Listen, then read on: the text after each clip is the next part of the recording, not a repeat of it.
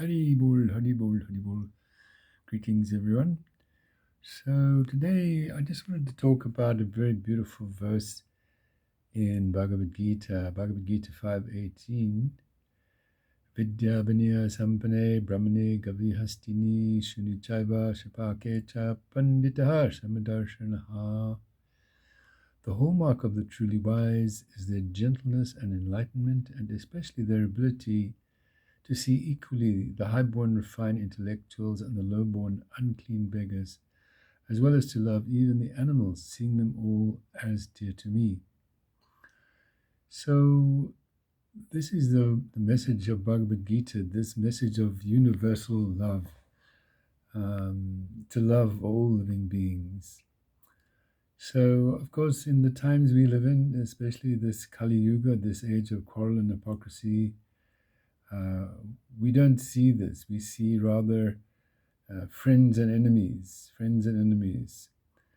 This one is my friend, that one is my enemy, and therefore conflict, quarrel, fighting is the order of the day. But as Prahlad Maharaj says in Srimad Bhagavatam, that this business of friends and enemies is not, appropriate. He says that actually the only enemy is the mind, one's own mind. Also in Bhagavad Gita 18:54, Brahma Bhuta Prasannatma Nashorchati Nakangashati Samasaveshu Bhuteshu Madbhaktim Labhate Param. Krishna says, having realized one's identity in relationship to the Supreme Truth, one naturally becomes fully self-satisfied and blissful. Never grieving for anything, never hankering for anything, one begins to see all living beings with love, and in this way one gradually attains the platform of unalloyed devotional love for me. So once again, this message is there that the qualification, the real lover of God must, of course, have this qualification that he has love for other beings, all living beings, not just some of my friends, some of my enemies. So, of course, this is what is required. This is what is required. And, of course, the prayers for universal peace that all the great religions have been praying for so long, this is only possible when this change of heart takes place.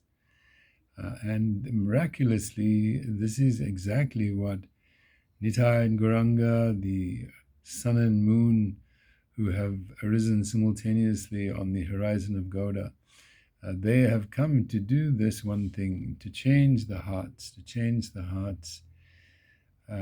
as we saw in the example of Jaga and Madai, they were the greatest criminals, unbelievable crimes they committed. And yet, by the grace, simply by the grace of Chaitanya Nitai, they became great devotees. So here is a first-class example of how the greatest sinner can become a saint. And Krishna says in the same way that even the greatest sinner can cross over this sea of troubles by boarding the vessel of perfect understanding. So we are most fortunate in this sense that in the dark time of Kali Yuga, we are receiving, this whole universe is receiving the unconditional love and mercy of Nitai and Gauranga through the chanting of the holy names. As Srila Ramdas Thakur says, Golakera Premadan Harinam Sankirtan, this treasure, Premadan, the greatest treasure of divine love, how is that coming to us? In the chanting of the holy names, congregational chanting. And I'm also remembering one time when Prabhupada, our beloved Srila Prabhupada, was sitting, and he was, I believe, at an airport, and there were some reporters there, and they said to him, Srila Prabhupada, can you do miracles? And he said, he pointed to his disciples and said, these are my miracles. So to change the hearts, this is the greatest miracle. Jai Prabhupada.